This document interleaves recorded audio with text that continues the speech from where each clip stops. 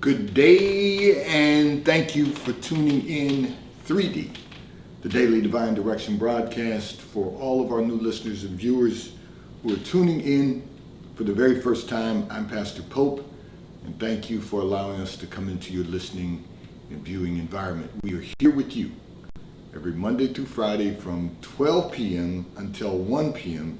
Eastern Daylight Time. You ask for it, you got it. We are here for our 1 hour broadcast Monday through Friday from 12 p.m. until 1 p.m.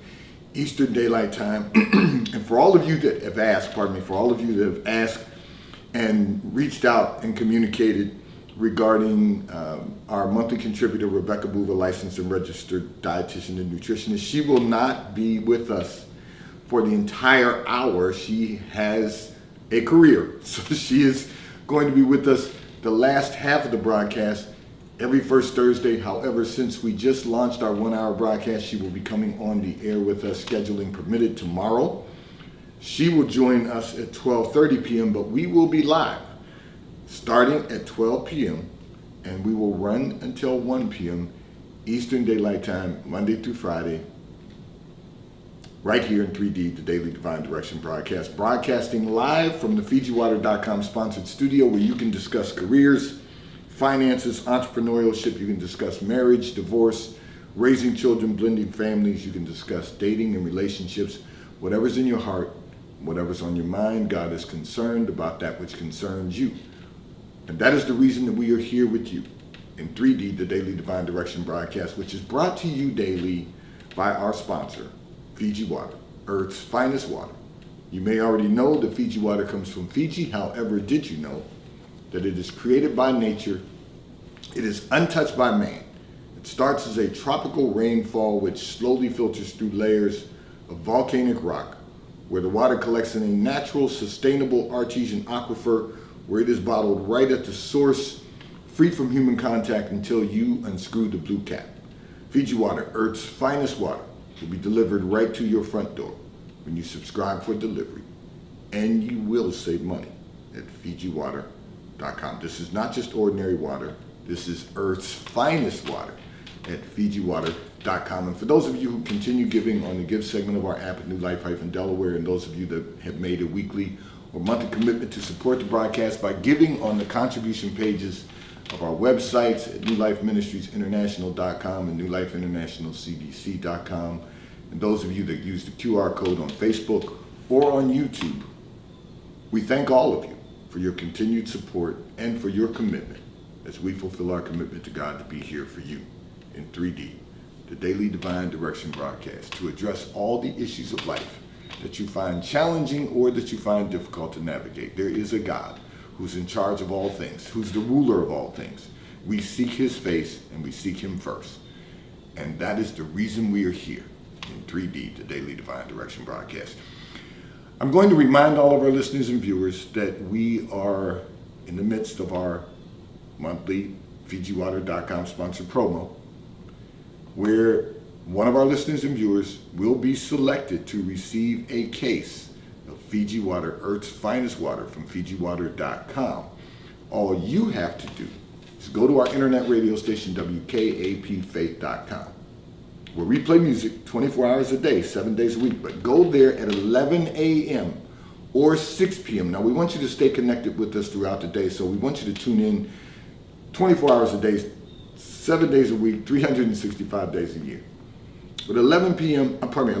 and 6 p.m. every day, you can list the first 3 songs that you hear at 11 a.m. or 6 p.m. List them along with your name and your email address.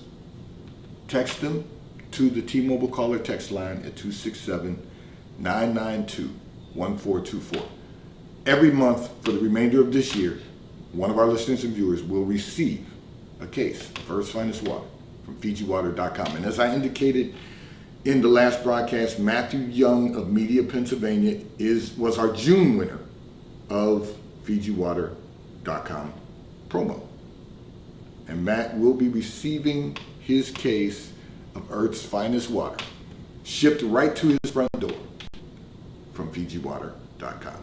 I'm going to address a communication that came in from one of our listeners and viewers. However, before I do that, so many of you from the last broadcast have reached out because one of our listeners and viewers asked a question about becoming more self-disciplined. How do you develop more self-discipline? And I responded to that, and I said to you all that the next broadcast, and I'd go a little further with it, so I'm just going to take a moment to go through that before I go on to the next communication. But just remember this. I said you've got to first of all SWOT yourself. You've got to look at your strengths.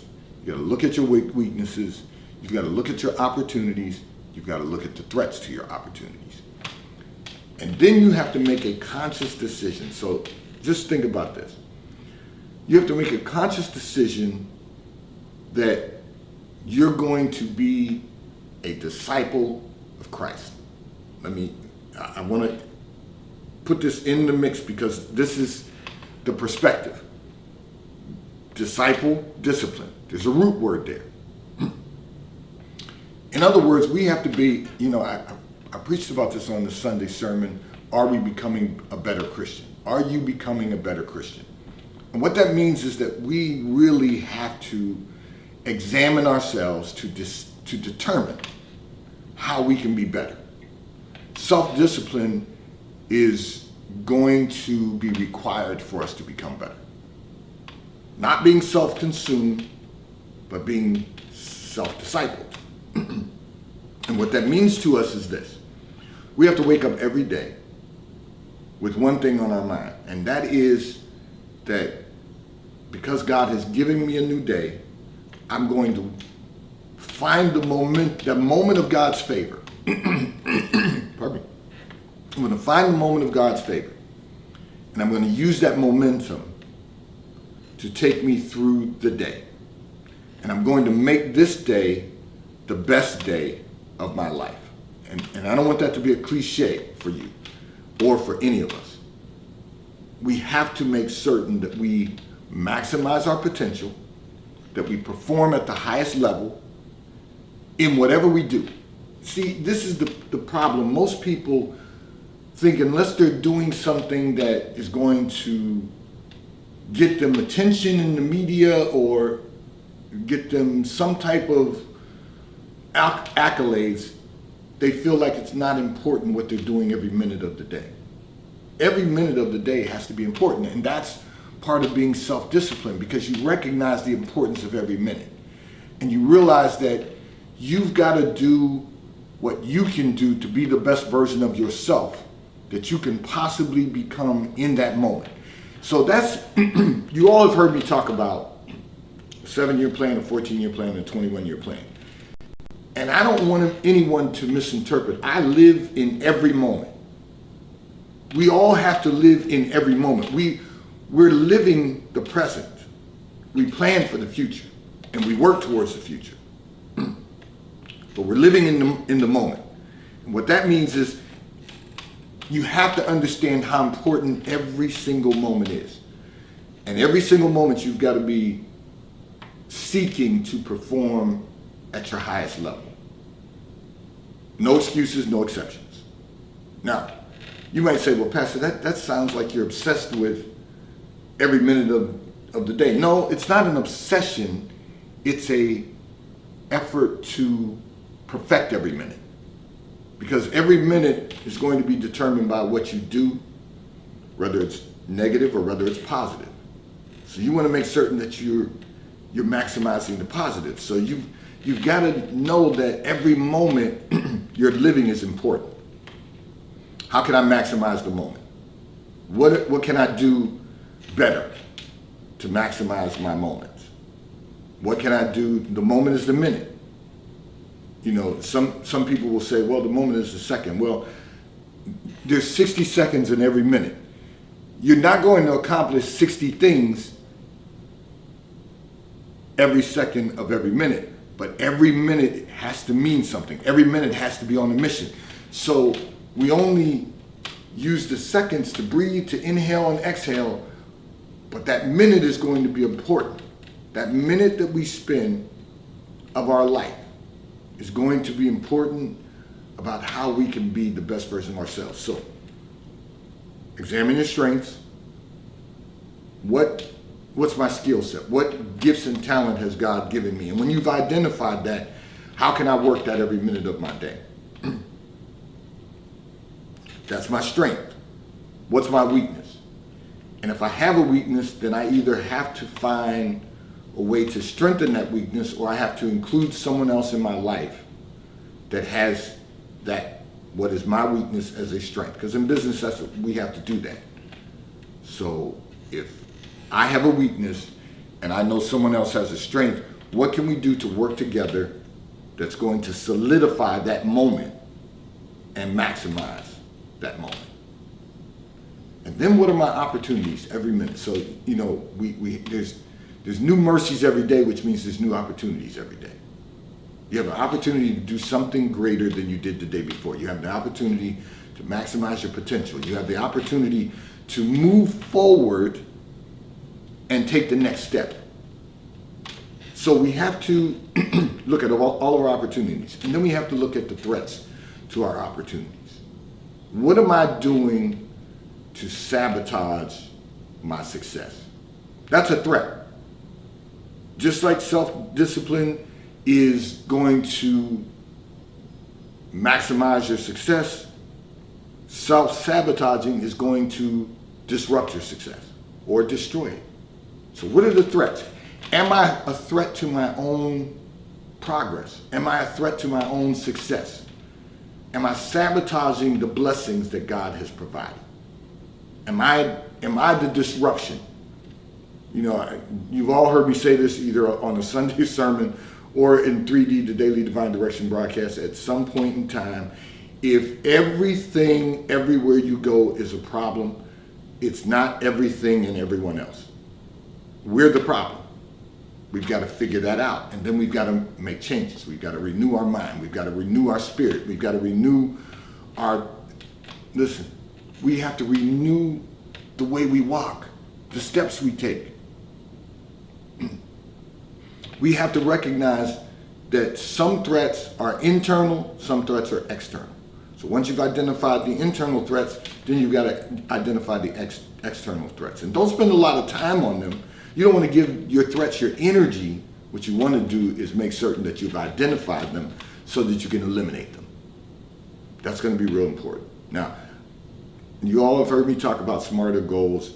When you are self-disciplined, you really learn to establish SMARTer goals. We'll talk about that another time because I don't want to get too far away from our next communication. But the reality is that every minute has to be on a mission. That's being self-disciplined. That is really being a disciplined person, knowing that every minute is on a mission. Now, you don't always have to be in motion in the minute. Sometimes your mind is working in the minute, but you're maximizing your thoughts. Even if you're just reading something that's going to allow you to perform at a higher level, that's maximizing the minute. But we always have to be in motion, because in Christ we live, move, and have our being. So we have to be on a mission. Our mind has to be on a mission. Our method has to be on a mission. That's all part of so you have to examine your behavior, develop consistency, improve your decision-making process, and that is going to allow you to become more self-disciplined. Again, examine your behavior, develop consistency, and improve decision-making. That's going to allow you to be self-disciplined. This segment of the broadcast is brought to you by T-Mobile, America's largest, fastest, and most reliable 5G provider at no extra charge. If you are not currently a T-Mobile customer, you may call or text on the T-Mobile call or text line at 267-992-1424. We will move you into our queue so that you may become a T-Mobile customer and experience America's largest, fastest, and most reliable 5G provider at no extra charge. Taxes and fees are included in your bill, and if you auto pay by attaching a credit card to your account, you will receive a discount on your monthly bill. At T-Mobile, America's largest, fastest, and most reliable 5G provider at no extra charge. I know my voice keeps going in and out because I'm having a little issue with my allergies today, and part of that is due to the fact that in our area I had to be out for 2 meetings this morning, and in our area we were in the midst of a heat wave. They told us in the news that for the next 5 days we're going to be 90 and above. Only one of them is 89. So just bear with me today as my voice goes in and out, but we are going to continue to address a communication that came in from one of our listeners and viewers who indicated that you are told that you expect too much out of other people, and they inevitably let you down. You said this has caused you some anxiety, and you want to know how to be at peace when people fail you. Okay, so here's the thing.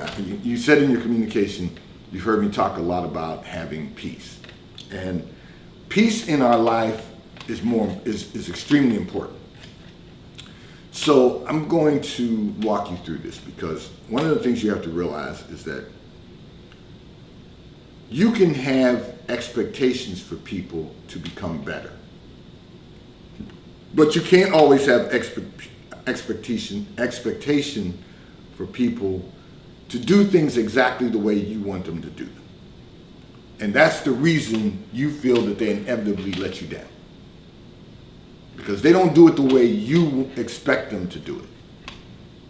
The truth of the matter is that sometimes people may have a better way of doing something. You got to listen, you got to meditate on it, you got to pray about it, and then you got to say, okay, is that a better method? Is that going to be more effective? Is that going to be more efficient?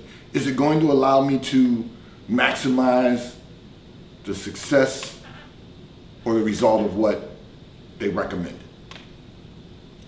That is going to allow you to take a different approach. People don't let you down if you don't place a responsibility on them that they're not prepared to handle. So I need to walk you through this. There's an old adage that says when people show you who they are, you've got to believe them.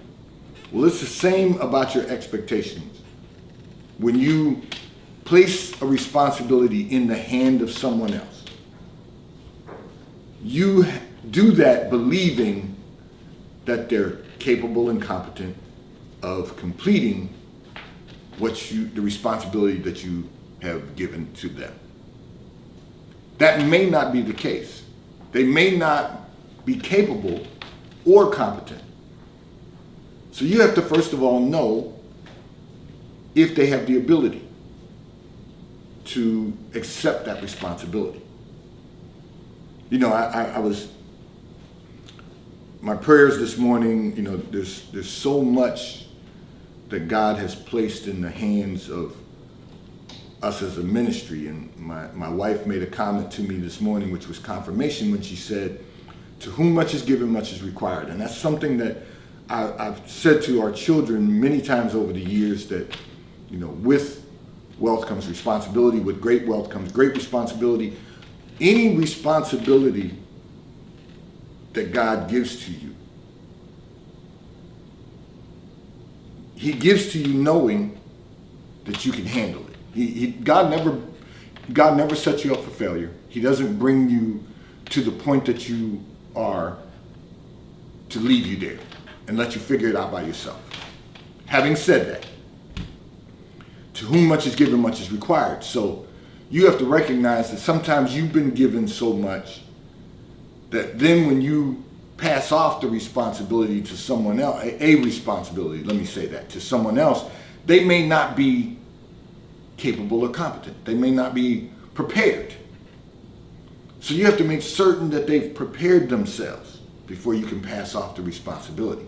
And if you pass off the responsibility to someone and they don't fulfill that responsibility, you have to be okay with understanding that they weren't prepared for it.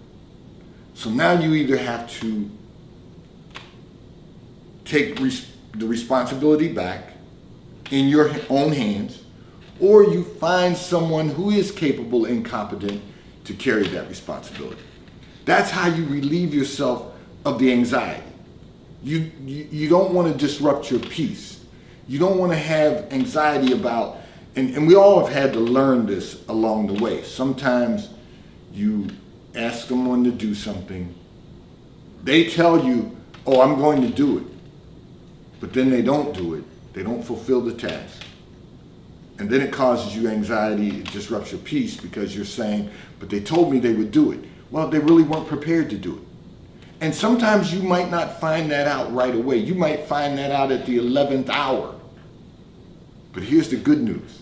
The good news is that the Lord will give you strength to get it done, even if it is in the 11th hour. Because nothing is too big for our God. Nothing. You know, sometimes you look at responsibilities that God assigns to our lives and we think, oh, that's too big. It's too big. But it's not too big for our God. And God will never give you more responsibility than he knows you are capable of handling by him working in you and through you. It might be too big for you to do in your own mind, but it's never too big for God to do.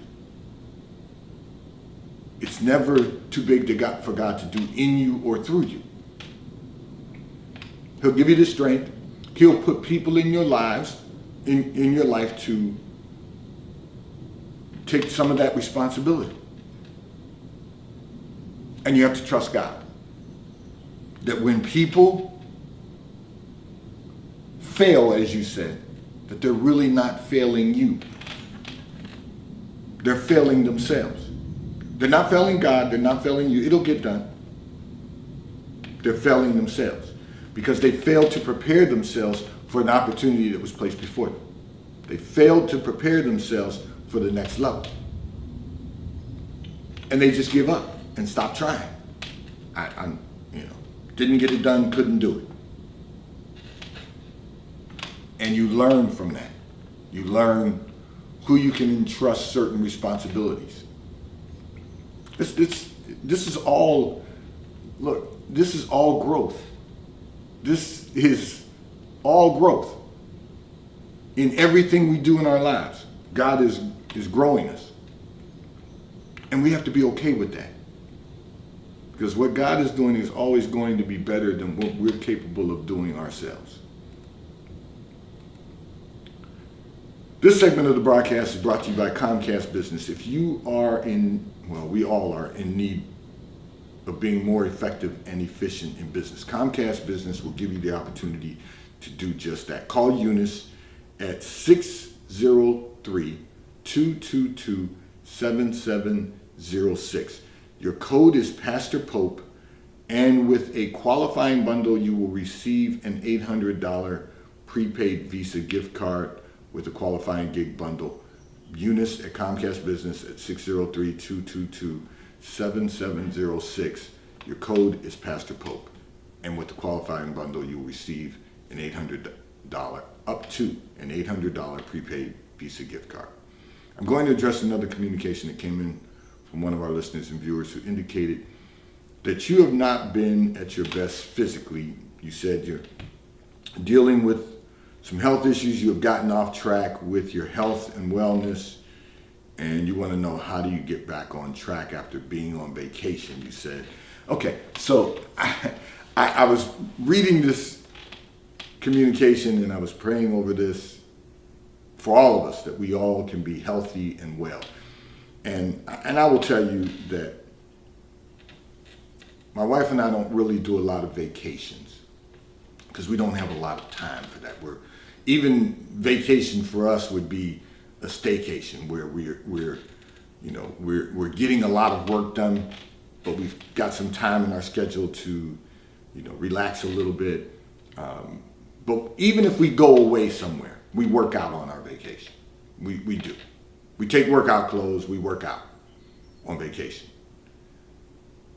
But if you've gotten a little bit off, tomorrow, God willing, scheduling permitted, Rebecca Buva, licensed and registered dietitian and nutritionist, will be here with us, and we'll address this a little further.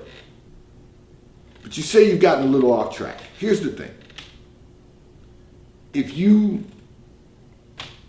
I love horses. If you're riding a horse and you fall off a horse, you got to get back on. If you got a little off track with your health and wellness, you weren't working out while you were on vacation, you were eating bad while you were on vacation, good food, but just not what you really needed to be eating.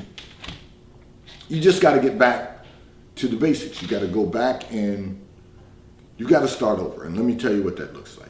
Change some things up. So if you've been eating food that is not conducive for you having the best health and wellness while you were on vacation, now that you're back, get on some salad, some fruits and vegetables.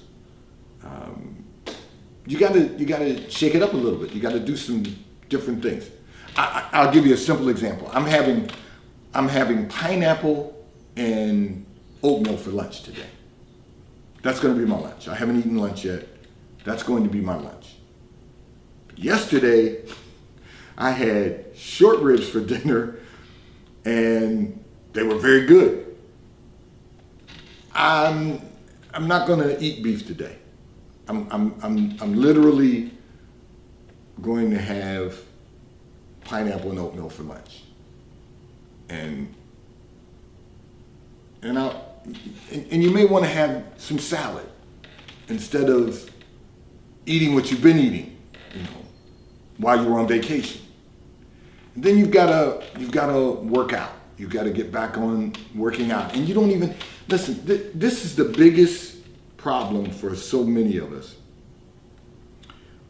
We have gym memberships. We don't always make it to the gym, so we just don't work out. No. You can do floor exercises. You can do push-ups. You can do sit-ups. You can do, if you've got some light weights, you can just increase your reps. Do more of them than, if you would go to the gym and lift some heavier weight.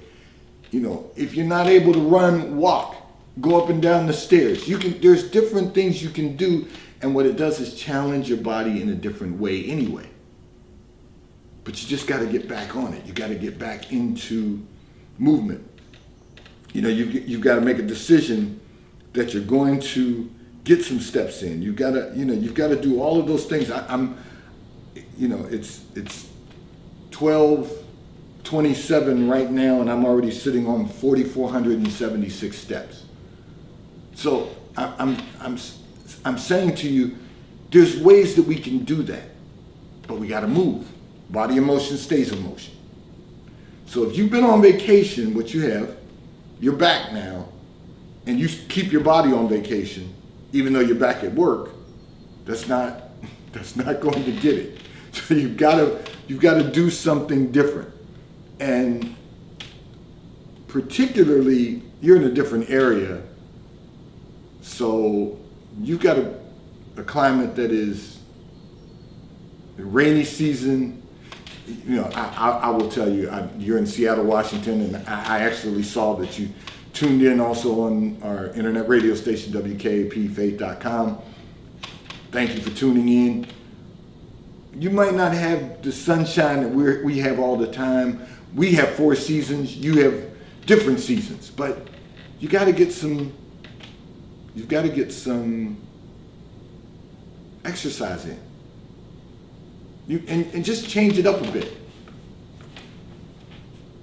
And I will tell you that it's very simple to get back on track by just making the decision to get some exercise and stop eating what you've been eating while you were on vacation. Eat something that's going to be a little more conducive for you being healthy, and you will find that you'll get back on track and you'll start feeling better. You said, you haven't been at your best physically. You'll start feeling better.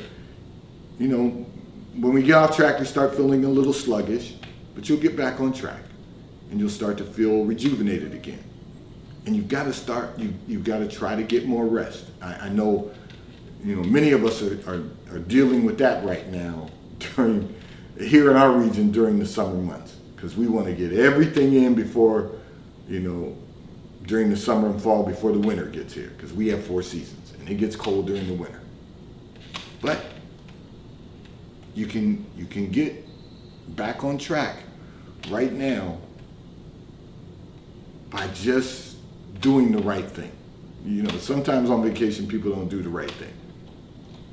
And as long as you start moving, eating right, now that you're back at home and back at work, you'll get back on track. Your health and wellness will improve and everything.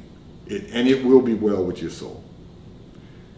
This segment of the broadcast has been brought to you by PorscheAmerica.com. If you are in the market for a high-performance automobile, one of the finest high-performance automobiles ever manufactured, go to PorscheAmerica.com. You will have the opportunity to virtually build out the Porsche you desire to own. And if you are in our area, you can simply go to PorscheDelaware.com, ask to speak to Mike Didio, who is the general sales manager at PorscheDelaware.com. He will make certain that someone assists you in selecting the Porsche you desire to own. And if you currently own a Porsche and you're just in need of service and you're in our area, go to PorscheDelaware.com, ask to speak to Mike Adams, who is the service manager at PorscheDelaware.com. He will have someone schedule an appointment for you. They will pick up your vehicle at your home or office, drop a loaner vehicle to you, and return your vehicle to you when your service has been completed at PorscheDelaware.com. I'm going to address another communication that came in from one of our listeners and viewers who indicated that you do not manage your finances well. You said you really need guidance on how to keep your finances under control. So let me say this. The first thing you've got to do is just stop spending. Just stop spending. That is immediately going to get your finances give your finances the opportunity to stabilize themselves.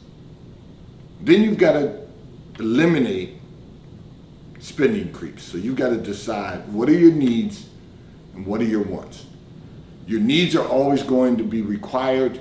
Your wants are something that you have the discretion to spend. Identify your needs and wants.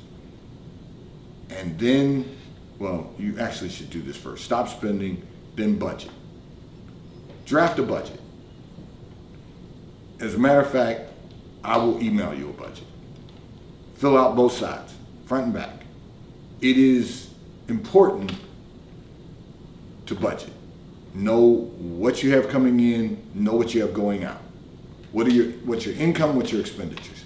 And it doesn't matter, listen to this. It doesn't matter how much income you have, it doesn't matter how much wealth you have. Everyone has a budget. Everyone knows what they want to spend their money on and what we are required to spend money on. There are going to be things that you are required to spend money on. That is part of the needs category. You're going to be required to do that. Housing, food, clothing, gasoline, but it's a variable because it'll fluctuate. But there are things you're going to need. I can replace gasoline with commuter costs if you live in the city and you are, if you're in New York City, because I know we have listeners and viewers in New York, and you're using the train system or you're using Uber or whatever you're using, if you're not driving, you still have commuter costs. But those are all needs. Then comes the wants. And one of the ways to get your spending under control is to reduce your entertainment costs. Because that's going to be that's the easiest way to get your spending under control, your finances under control. So let's talk about this. You say you need guidance on getting your finances under control. So how about this? I'm going to encourage you to do something for the remainder of this quarter. We're in the early part of this quarter. So for this quarter, I'm going to encourage you to limit your entertainment expense to 1 day a week. 1 day a week.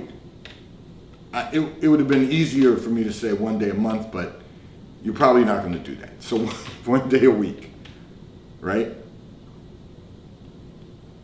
Pick a day. If you want to go out with your friends for brunch on Saturday, that's your 1 day a week that you get, and don't spend any more than you would normally spend when you go out for brunch. That's it. Because what is going to happen just with that is you're going to eliminate about 4 other days or outings of you spending money per week. Reduce your entertainment budget to 1 day a week. You get to decide what that is. 1 day a week. That is going to allow you to reduce your entertainment budget. That's the first thing. You gotta focus on your needs, not on your wants. Now, the problem is that you spend money because you have money to spend. You pay your bills and you spend your money. But that's not the goal. The goal is to save, invest, build wealth. That's the goal. In order to do that, you can't spend it, you have to save it. So the next thing I'm going to encourage you to do is make certain that you're not in our area, but I will say this to you. When you have income, 10% of that income should go to you tithing to church. 10% of your income. If you want to change your life, you'll find this is real. 10% of your income, 10% of your time should go to your church, the nonprofits a nonprofit that you're supporting. You need to donate your time. It's going to be life-changing, I promise. Then you need to save 10% for yourself. Minimum of 10% for yourself. Tithe to your church, tithe to yourself. I tell everyone that. Because part of the principle of tithing is to teach us how to save and invest. Sure, it will bless the house of God so that His work can continue. But it also teaches us saving and investing. So that's going to be an important step for you. And then you have to start looking at ways that you can allocate your capital more effectively and efficiently. So it's something that we have to be intentional about every day. So, my wife and I, we have what we call in our home, because I've always talked to my family about running our home like a corporation. So my wife and I, we have a term, Get Gas Tuesday, because the reason, real simple thing, and this is being intentional. The reason is because on Tuesdays, the gas that was recommended to be burned in our vehicles is at a gas station that is, this isn't an ad for ExxonMobil, but that's what was recommended to be burned in the vehicles that we have. So at the ExxonMobil station, 20 cents off every Tuesday. Thursdays they get 5 cents off. You want to hit Tuesdays. If you have a 25-gallon tank, and even if you don't let it go below half, because I recommend that to everyone because you get more efficiency also in burning gas. But 25-gallon tank, that's at 20 cents a gallon, that's $5 savings. If you have to buy gas every week, that is a $20 a month savings. And if you never let it get below half, that may be a $10 a month savings, but it's still $10. You're being intentional. $10 times 12 months is $120. You could buy a share of a publicly traded company with that $120. So you have to be intentional about everything. Another thing we do whenever we leave the house, we have already charted out the route we're going. We know where we're going. We charted out the route we're going to take. We try to take as many right-handed directions as we possibly can because you don't have to wait for the traffic to go both ways, which means you're burning less gas. And we do all of those things not just because that's going to maximize everything in that moment, but it requires you to be more intentional about everything. And one thing we want to do is be intentional about everything, because that's going to allow us to maximize our success. And when I say us, meaning all of us, it's going to allow us to maximize our success. So I'm only sharing these analogies with you to say we have to be more intentional about everything. Now, sometimes you're going to have to take a left-handed turn. But if you can make a right-handed turn and get to where you're going, then you need to do that. If you can get to where you're going by changing the time of day you leave the house, you need to do that. Because you start to know the traffic patterns, the flow of the traffic patterns. And I know you might say, Pastor, you got way too much time on your hands if you're doing all of those things. No, but every minute has to be on a mission. So you have to be intentional about everything.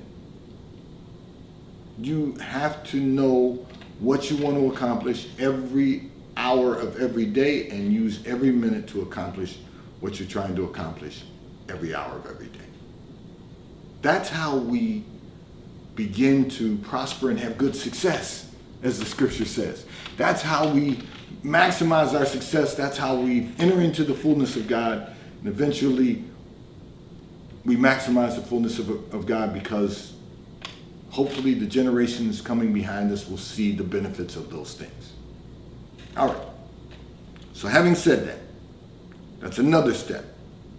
Then you have to be intentional about everything. So one of the things you want to do is make certain that you're paying your credit cards off every month. You only want to make sure that you have 3 credit cards. I've said this before, whatever they are, only 3 of them, and it should be 3 different ones. Okay, that and don't go to department stores and let them talk you into taking out another credit card just because they're going to give you a 10% discount. Because if you don't pay that bill off by the end of the month, you're going to pay a higher interest rate. So you have to be intentional about everything you do. Your minute, your moment has to be on a mission. Your minute has to be on a mission. Your method has to be on a mission. Everything you have to be intentional about. Everything. Make sure you identify your needs and wants. Focus on your needs, not on your wants.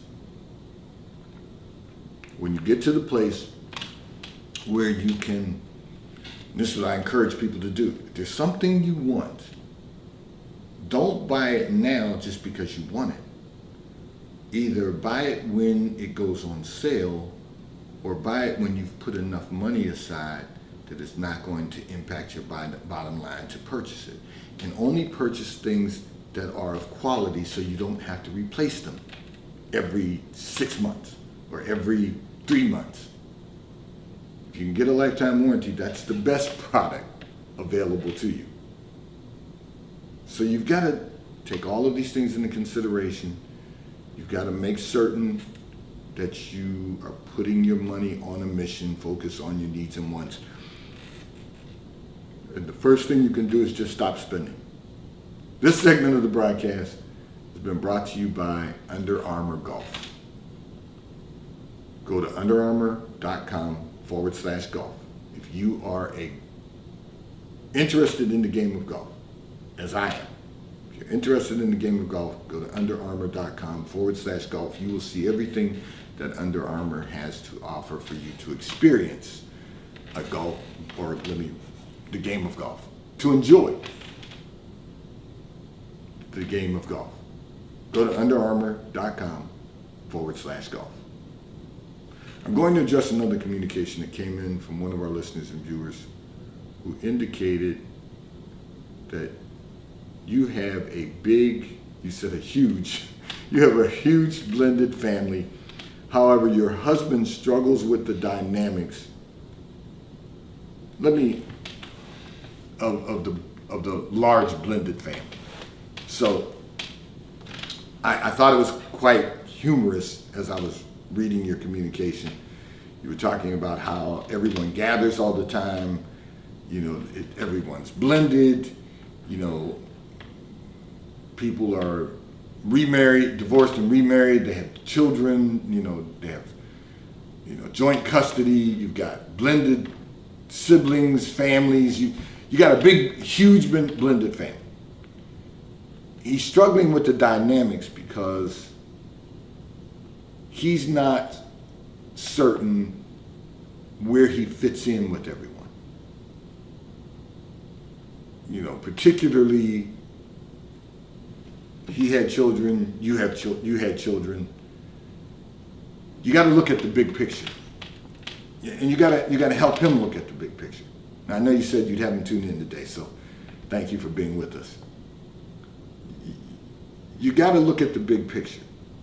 So first of all, let's start at the very bottom of the food chain, because you got to realize that the adults are the governing body. So let's start with the children. Children never ask to be brought into this world. You have to teach them how to get along. You have to make them feel loved. And you do that by, especially with blended families, over time, being consistent. That consistency, I'm going to reiterate this. I've said this before, I'm going to say it again, because this is something that I learned very early in life that my grandfather told me. I had no idea what he was talking about because I was so young, but I learned that, and I've lived by that. You got to be consistent. One of the things with blended families is when someone goes through a divorce, when people go through a divorce, no one knows what the dynamics are going to look like as everyone parts and goes their separate ways. But if you're consistent, the initial shock of it is one thing. But if you're consistent about the way you conduct yourself, if you're consistent about the way you love, if you're consistent about being present, if you're consistent, then everyone gets into a routine. And as much as people don't like routine, routine is necessary, because routine is stability. If you're all over the place all the time and you can't be consistent about what you're doing, everyone is going to be out of balance. So that's the key to making children feel comfortable enough on a foundation that is solid that they can then get along with everyone else. That's key. And then let's go to the top of the food chain, which is the adults in the scenario. Everyone has to learn how to get along, because everyone brings their own life experiences to the equation. Everyone brings their issues of life to the equation. You have to learn how to navigate one another. How do I get along with this personality? How do I get along with that personality? Because everyone has a different personality. You may have some similarities, but everyone's got their own personality. You've got to determine how you can get along with different personalities. And then you have to, the reason it's called a blended family is because you have to determine how you can blend all of that together. You've got to figure out how you can blend children and adults into a family unit.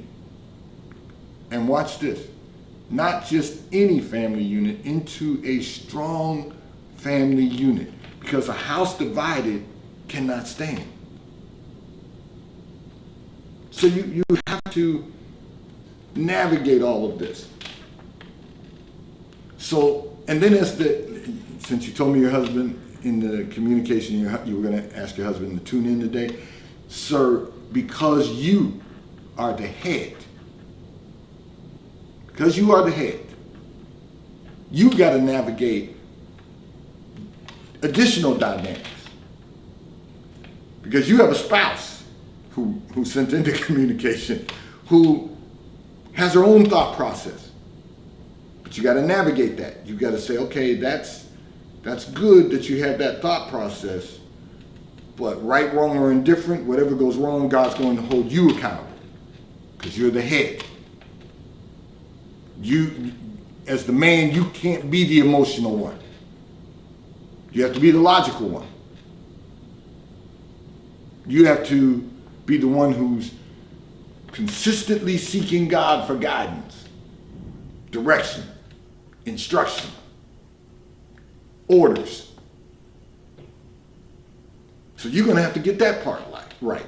So you got a lot of different things. You know, one of the things I tell, listen, I encourage everyone to read the Bible, but I always tell women who want to be wives and women who are wives, read Proverbs 31. It will tell you everything you need to know to prepare yourself to be a wife or to be a wife. For the men, you got to read the entire Holy Bible. Now, we all should be reading the entire Holy Bible. But men, that's going to be important for us. Because if we're going to be the head of our households, if we're going to rule our household well, in other words, not being a dictator, but establishing the rules, the policies and procedures, then we have to do that biblically. Because there's no other foundation to lay that on. You have to be able to do that biblically. You have to be able to do that in a way that's going to bring everyone together as a strong family unit. That's the only way to blend the family together and to make it work. And that's really what we want to accomplish. We want to accomplish having a strong family unit and building a great quality of life. I'm going to address another communication that came in from one of our listeners and viewers who indicated that you are 28 years of age with 2 children. Suddenly you and your husband both feel as though you are missing out on life before you had children. Okay, so I'm going to say this to you and I'm going to break it down. You have a different life now. See, you're not missing out on anything. You only think you are because you're 28 and you have 2 children. When you have 2 children, life is different because now you're parents. And you're parents at an age that will allow you to think about this. You have young children. So at their ages, you have to say to yourself, so I'm gonna do this. You're 28. You had your first child at 24.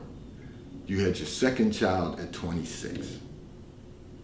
So your mother encouraged you to send in this communication. Listen, your mother's willing to give you a break from time to time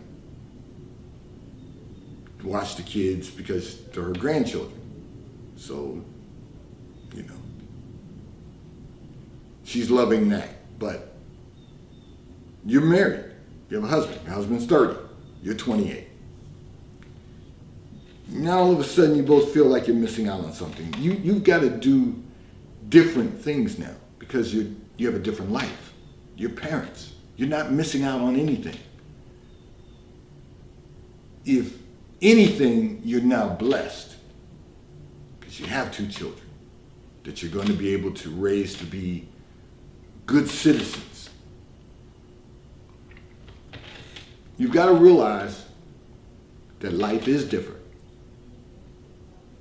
Being a parent requires us to become mature.